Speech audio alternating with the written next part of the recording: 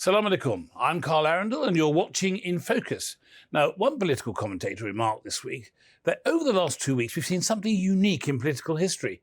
The UK Prime Minister and her Chancellor utterly discredited, and even to have their political obituaries written within weeks of taking office.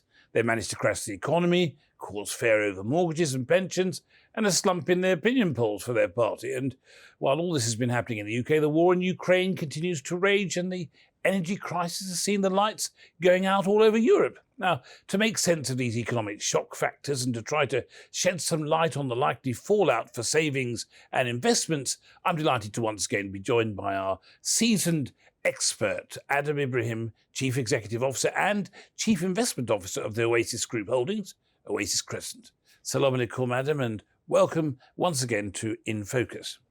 Now, before we get too self-absorbed with the crisis that's occupying most of our headlines in the UK, I wonder if you could give us some sort of understanding of what's going on in the world economy. So it's fair to say, I think, that most pundits are suggesting that the European countries are imploding and that there's all directly linked to sanctions, which were supposed to hurt the Russian economy, but which in contrast seem to be seeing a Russian currency exceeding its best moments. What is your take on the global status? Wa alaikum salam, Carl. Thank you so much to you and the viewers for giving me this opportunity. So just 6 months ago, we were chatting and we were talking about, what the next 6 months, 12 months would be. And that was right at the beginning of, I'm going to talk about the long run inflation story and the war-induced inflation story. And 6 months later, we in autumn, and that's the key differentiator because the weather gets colder and the energy intensity on the economy increases quite dramatically. And so what you've had is, if the backdrop to this is that I'm going to talk about the long run first, inflation, and then I'm going to talk about the war-induced impact. So the long run inflation story has been brewing for a long time. And, the world's from the financial crisis, governments have generally had to support the economies by spending a lot of money through COVID, through the financial crisis, and now due to this war-induced cost of living crisis. Secondly, interest rates were lower than what they would normally be. And for a long time, that was fine. But that was like, a healthy a person munching and eating on the hamburgers and McDonald's and crisps and chocolates and Coke, no exercise, and became bloated. Okay? And the net result is that when put on 20 kilos and you go to the doctor and the doctor says, oops, your blood pressure's up. Okay, inflation. So the world economy went through a similar process. Okay, and that process was further reinforced by the issues around COVID. Very few people were trained. People work remotely. And what you have a situation, you have massive bottlenecks, like the logistics issues that the world has faced. And these are all supply shocks. Secondly, the labor shortage, which is a more longer term because you have declining populations, aging populations, and your number of active, well-trained people is actually shrinking. And that's reinforced by very few people trained under COVID and many people leaving the labor force. So you've got this long-run inflation. Governments can deal with it, okay? And governments are experienced and central banks are experienced. Although, and we've got the great playbook of the 70s, 80s, of Jimmy Carter as the US president, taking tough decisions when they had the last bout of superinflation. And then you had Paul Volcker, and so the playbook's there, and they tamed inflation. there was similar supply shocks, similar bloating of inflation, similar bloating of the hypertension. And Jimmy Carter was the doctor who said, Paul Volcker administer the medication. And we had 20, 30 years of fantastic, sustainable health of the global economy. And then the excesses happened. What we're seeing today, that central banks, the Volckers, the present day Volckers, a year ago, 18 months ago, they were saying that inflation was transitory. So they stopped, their actions started to tame inflation. It's too late. So that action of the doctor saying, oh, you know, your weight is increasing from the last time, we're going to give you another 6 months before we review and another 6 months before you give the medication, and the weight keeps rising and the hypertension keeps going up. Now, the problem with that is you then have to put your foot flat on the brake and start raising interest rates higher. But most of our governments will try and argue that it's not the trend. So there's a difference between trends and shocks. Now, you talked about the trend of inflation and so on. But the shocks, they are saying, all came at once. We had COVID, we had cost of living, we had the war in Ukraine. These shocks were beyond their control, and that in a sense, it's been impossible to anticipate those. And in a sense, we are reacting to that. That's the populist view. Because the populist view is you can always find a reason for not taking the tough decisions. The reason for not getting onto that treadmill. The reason for cutting back on consumption of all the things that you're doing. Because it's too painful to take the tough decisions. Yes, you do have these events like COVID is a very big event. Disrupted. Okay, the war in Ukraine is a disruptor. But there were underlying factors, and I think everybody's kind of wiping the underlying long-term trends away and focusing only on the short term. So I'm just trying to change the narrative and say there were long-term underlying factors that will result in inflation going from 2%, which is the healthy level, to maybe 4 or 5% long-term. And then all these other shocks like the Ukraine takes us to the current 10%. Now, there's some good things happening. Let's not be pessimistic, okay? The strong dollar has meant, and this rising interest rates has meant that people have been saying, wow, the patient, the world economy is taking the medicine. Potentially recession. Now, what does recession mean? You're going to shrink a little bit. You're going to become healthier. Your productivity is going to increase. And your blood pressure is going to normalize. But you yourself have said that potentially we might see double digits in inflation. But there are people now talking about potentially 20% by the spring of next year. I mean, I don't know if that you think is a wild guesstimate, but with the current state of play, that is a danger zone. That's your blood pressure going into the 200 plus levels. So remember, I said we could be in mid-teens, late teens 6 months ago. Okay? So I think maybe the factory gate inflation is well over 20%, and it's been like that for quite some time. However, this rising interest rates and this declining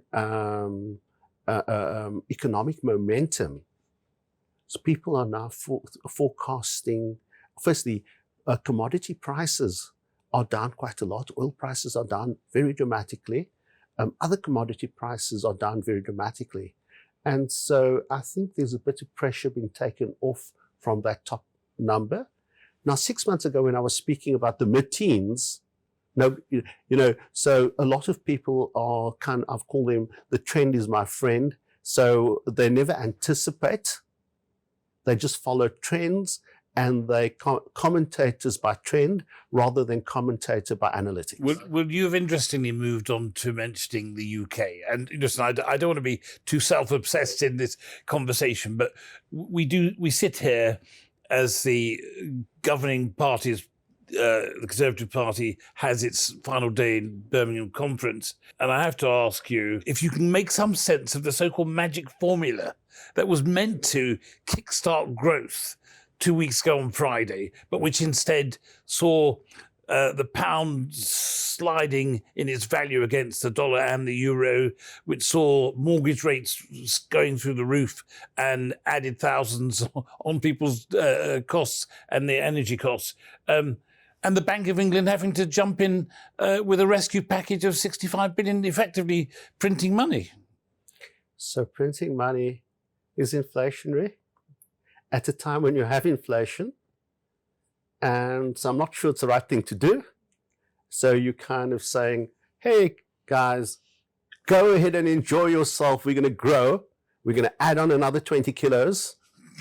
You've got hypertension. You're dealing with high blood pressure. But don't worry. We focus on growth. We need to get fit. We cannot shortcut the process. But was the alternative to leave the markets in complete chaos? No, the markets were not in chaos. The pensions industry was in yes, they were dealing with, markets can deal with rational behavior of markets. Now, markets in themselves behave irrationally, but we're trained to deal with that, right? And now comes along, you make a decision, okay, not only are you going to pump 60 billion into subsidizing energy, so you're stimulating demand when you don't have the energy, so somebody's going to pay for it. So Carl, you're passing that 60 billion plus to your grandchildren. Now, is that what you want to do? Do you want to transfer a burden that you should carry to your grandchildren? Is that a legacy that you would like? It's not a legacy I would like. But it's fair to say that the markets, which were in total flux, stabilised after the Bank of England stepped in with its... Yes, you got to get, stabilised with the bank. The Bank of England was on a trajectory to raise interest rates calmly, to cut back their balance sheet, so absorb liquidity out of the system. And that would have naturally, there would have been a bit of pain. The economy would have slowed in a normal way. Okay? A big issue is labor. As we talk about energy, there's not enough labor in the world, trained people. And so you got to get the world economy to adjust. And if you just look at it, we almost back the amount of strikes happening in the UK today is 3 times the average. Year to date, 3 times average, and we've got another 2-3 months to go before year end. 2 or 3 times higher than the average for the last 20 years. Okay? And so Labour is saying, wow, there's so few of us. We need higher wages, right? And so you've got that pressure. You're now saying, okay, the benefits, because inflation is at the peak. So for the year ahead, benefits are going to increase by last year's inflation. Okay, so these are all inflationary issues that need to be broken, and markets don't work like that. Now, what the Bank of England has done is said, by the way, we're here to save you from your losses. So that's why markets have stabilized. But it's a deferment. Yes, the 14th of October, they're pulling the plug on that. Yes, but they're hoping that the sentiment would have changed, etc.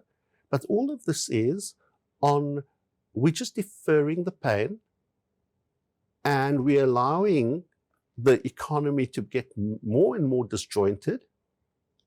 And then when you have to apply the real pain, it's going to be quite serious. So the UK, you could see that countries like the US could start coming out of this because they're adopting more prudent economic policies. You could see them coming out of this situation much earlier. you could see the UK lagging quite dramatically because we gave in just at the wrong time. So there's two very significant issues that you've made. The price cap that this government introduced. In your opinion, that was a mistake. People should have been allowed to adjust and accept the new realities on the ground and become more fit to get on the treadmill.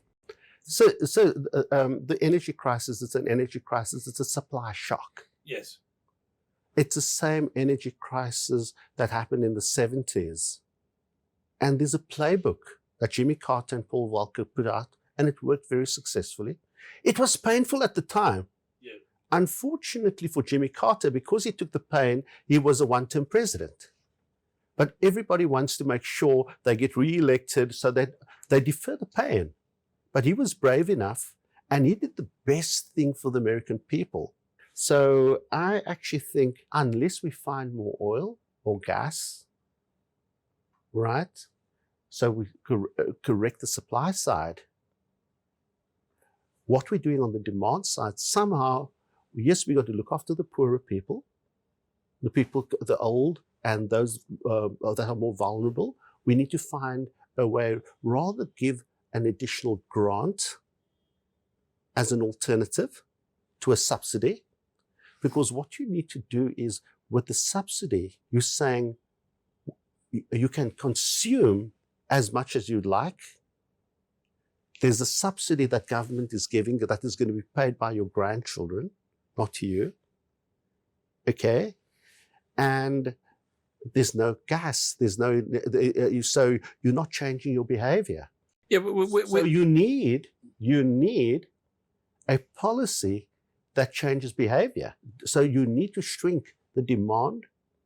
So we need to work on efficiencies. What encouragement is there now for the households and for business to become more efficient in the usage of electricity and energy? There's no incentive because it's subsidized. You mentioned the importance of looking after the less able, the elderly in retirement. The Bank of England's intervention was largely about saving a lot of the pension funds. This is the retirement income for a lot of the elderly people. We've heard about benefits needing to be cut, and in a sense, you were sort of suggesting that maybe that's all about us becoming leaner and fitter, and that it's a necessity that we need not to shirk from. Okay, but the reality is that people's retirement income is going to be massively impacted on as inflation bites, as incomes are not being allowed to be kept pace with inflation, which is the big rout at the moment. What would you suggest in terms of the best way to respond in terms of people's investments and their savings, and in terms of preparing for securing their retirement income in a climate that seems to be so volatile? What would you suggest? The rise. So when interest rates have been abnormally low since the financial crisis, you have subsidized borrowers and penalized savers. And what are those savers? The savers are pension funds and pensioners and older people. So the economic policy that the world pursued was to discourage the savings and encourage borrowing. The rising interest rates meant that savers would get compensated for their savings and borrowers would pay more for their savings. So that would be greater equilibrium. And that, in your opinion, is the right cultural change? That's the right cultural change. And then what the kind of mini budget did, it kind of surprised the market in a negative way, and yields moved up very, very dramatically. And the net result is the Bank of England had to save the pension industry. Now, at Oasis, where are you putting your focus in terms? You're not buying gilts and bonds at the moment, I don't imagine. Why wouldn't I want to buy something that is 25% cheaper than it was 3 months ago? Why wouldn't I want to buy great companies that have just become fantastically competitive because of the currency? So there are a huge number of companies that are globally competitive now that the international businesses are going to earn more pounds. Their earnings are going to grow very, very rapidly. So surprise, surprise, savers and great companies and great products will do incredibly well. Those companies and those borrowers, so who gets hurt most? The inefficient, the uncompetitive, and those people who take excessive risk with borrowings. Who benefits most? It's the competitive, it's the world-class leadership, the bold, and the people who are saving those pensioners because their savings are going to be better remunerated. And in a strange way, that's economics. What subsidies is not free market economics. Subsidies is in the domain of price setting, which is really a Soviet strategy. And we're talking about, we got, so you fix the price, you don't sort out the supply, and what do you have? Queues and rationing. Is that what you want? That led to the decline of the Soviet Union because they looked across the border and said there was abundance across the border. People could get and the quality of life, the standard of living. So what do we need to do? In tough times, we need to focus on our needs. And at Oasis, in our wealth solution and in our communication to our clients, we talk about focusing on your needs, making sure that your needs are looked after. Step one. And then once your needs are looked after, you then look at your wants. And I think this is really the time for all of us. It's tough times. Don't kill yourself. Okay? Let's focus on our needs. Focus on that healthy food that you're eating, the ones that you need, that are life-sustaining. Okay? And we're going to come out of this very strongly. But if you defer that, there's going to be more pain. Well, with those profound words, Adam Ebrahim, Chief Executive Officer and Chief Investment Officer at Oasis, it's been a real pleasure receiving your informed knowledge and wisdom on this occasion, this critical moment. Thank you very much for joining me on Islam Channel. Carl, just the last words. This is the time not to be pessimistic. This is the time to be extremely optimistic. This is the time to focus on your needs. This is the time those young entrepreneurs and old entrepreneurs who are so good in adding value to society. This is their time. This is the time for savers. This is the time for world competitive companies. This is the time for world competitive people. So this is not the time to be pessimistic. And this is the time to say, we're laying our foundation, let's take the right action. And we as investment managers and fiduciaries in protecting the wealth of our clients and of society, this is our job to take those tough decisions and look forward through the haze and make the prudent decisions that add value for the next 10, 20, and 30 years.